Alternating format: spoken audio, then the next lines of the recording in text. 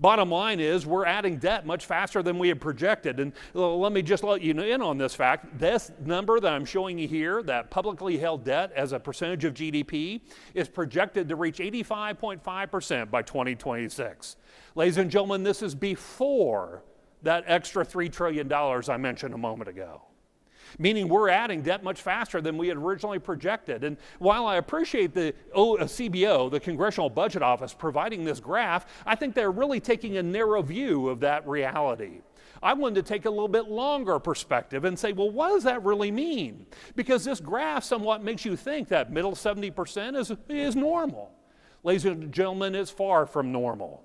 Ladies and gentlemen, we're already twice the long-term debt to GDP average. The long-term average is about 38%, and we're already at the mid-70s and trending the wrong direction.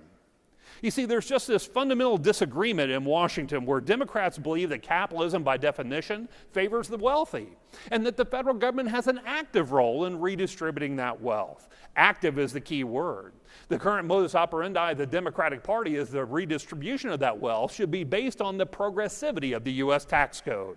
In other words, wealthier Americans should share disproportionately in any tax increase.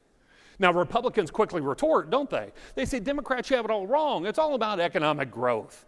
Anything that we do as a government to overburden job creators or wealth creators only thwarts that growth. We need to be backing ourselves out of that economic equation, i.e. lower taxes and lower regulatory burden.